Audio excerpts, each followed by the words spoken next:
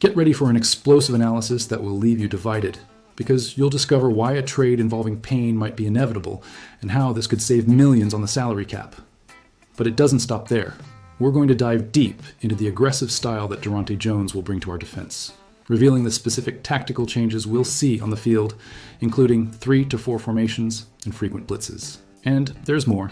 You'll understand the brutal difference between the 32nd defense in the league, which is ours, and the 3rd best, which Jones commanded in Minnesota, and why this hiring could be our salvation. And of course, don't forget to leave a like. It's just a click, it's quick, and it's all I ask. Washington Commanders defensive lineman Darren Payne may have played his last game for the team, and this is a real possibility we need to consider. As a fan, this news leaves me with mixed feelings, as Payne has been part of our team for so long. Payne, a first-round pick from the 2018 NFL Draft, has only played for the Commanders in his career. But with 1 year remaining on his contract, Washington may want to trade him to free up salary cap space. Journalist Christopher Knox from Bleacher Report listed Payne as one of the top players who could be traded this offseason due to his contract situation. Now, Washington needs to bounce back after the regression in 2025 and reformulate a defense that ranked last in yards allowed and 27th in points allowed. Trading Payne could help the Commanders find the necessary salary cap space for that, Knox wrote. Payne's last year of the contract will have a $28 million impact on the salary cap, which is a significant amount. Trading him would save $16.8 million on the salary cap, money that could be used in other areas. Payne, who recorded 3 sacks, 7 tackles for loss, and 46 combined tackles in 2025, is a high-level starter who should attract plenty of interest, Knox continued. Payne could be available for trade, and this is a reality we must accept. For years, Payne has been the subject of trade rumors with the Commanders, but this time, the trade could actually happen, unlike previous times. The Commanders want to get some kind of return for Payne, even if it's a late draft pick, which would be better than losing him for nothing. This would likely be the necessary price to get rid of Payne and his high salary. The Commanders are already paying $30 million to Javon Kinlaw for the next 2 years, and Jer'Zhan Newton is entering his 3rd season in the NFL. The former second-round draft pick managed 3 sacks on Christmas Day against the Dallas Cowboys, so he may be looking for more playing time. However, the Commanders should not trade Payne just for the sake of trading, without a clear plan. They need to find a fair value for him and ensure they are making a good deal for the franchise. Otherwise, this will only further harm Washington, which has already suffered a lot this season. As a fan, I want to see a smart trade, not a desperate one. And now, get ready to understand the aggressive style that is coming. You will discover exactly how Darren Jones will transform our defense with 3 to 4 formations, frequent blitzes, and a philosophy completely different from what we were used to. The Washington Commanders have wrapped up their search for a new defensive coordinator, and coach Dan Quinn has shown us something important about his vision. We all expected a veteran coach or someone he had worked with in the past, but he chose to take a gamble on potential by hiring Darren Jones from the Minnesota Vikings. This also demonstrates his willingness to adopt a new defensive scheme with proven results. Jones will bring with him the defense led by Brian Flores, which was one of the best in the league in 2025, and it will feature some traits that Washington is not used to. What to expect from Darren Jones' defense in Washington is an important question. The Vikings played with a base 3-4 defensive formation, meaning they utilized 3 defensive linemen and 4 linebackers. The 2 outside linebackers are usually responsible for pressuring the opposing quarterback, but they can also drop back into coverage and confuse offenses on certain plays. The 2 inside linebackers are quick, physical players who dictate the pace of the game and play a crucial role in containing the ground game while also covering a lot of ground. It is necessary to be able to perform multiple functions in this defensive system, not just a specific one. I asked Tyler Forness, a reporter for A to Z Sports Minnesota, what Commanders fans can expect, and he mentioned a player who will stand out in this system in a special way. Darren Jones has experience with various defensive systems, including those of Mike Zimmer and Vic Fangio under Ed Donatel. However, it's likely that he will use Brian Flores' scheme, as that has been the system he mastered over the last 3 years. The difference with this defense is that size doesn't matter as much as intelligence, Furness said. It primarily relies on intelligence and a basic level of athleticism. Experienced cornerbacks are also crucial, and this is important for how they consistently disguise their coverage schemes. Another element the defense values is versatility, especially among its pass rushers. Frankie Louvu is going to shine, Furness continued. They also like to use formations with 3 safeties and nickel packages with many players, so don't expect to see the 3 or 4 formation rigidly on every play.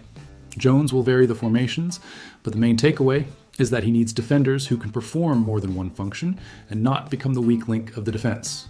The Vikings also did something notable that was missing for the Commanders last season. They blitzed early and often, keeping quarterbacks under constant pressure. The Commanders are going to attack much more frequently than before, and that's exciting. One aspect that really stood out was the frequency with which the Vikings used Blitz compared to the Commanders. The Commanders used Blitz about 26% of the time, both on first and second down, which is very conservative. Meanwhile, the Vikings used it about 48% of the time, both on first and second down, almost double. Jones loved to use zone coverage and man-to-man behind the blitzes, which created problems for quarterbacks.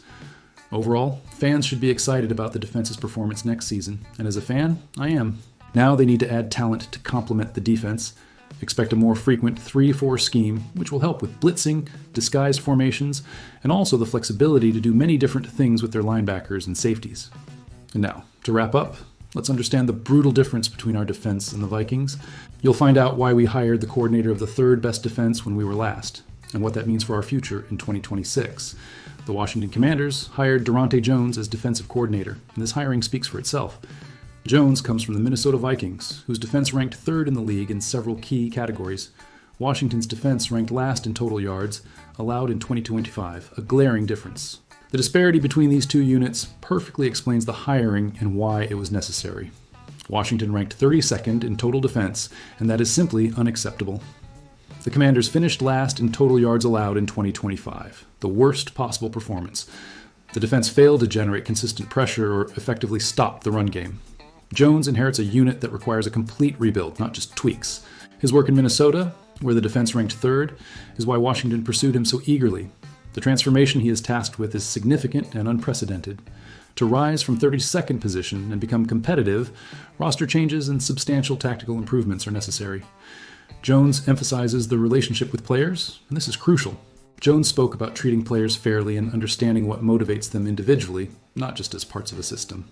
His approach prioritizes connection over mere execution of the tactical scheme, which is an important differentiator. For a defense that has performed as poorly as Washington's, player commitment is key to any change. Jones needs to convince the roster that his system will work and that he values each of their contributions. This philosophy has proven effective in Minnesota. It remains to be seen if it will apply to a roster with less talent. The Commanders have the 7th pick in the draft, and this is a crucial opportunity.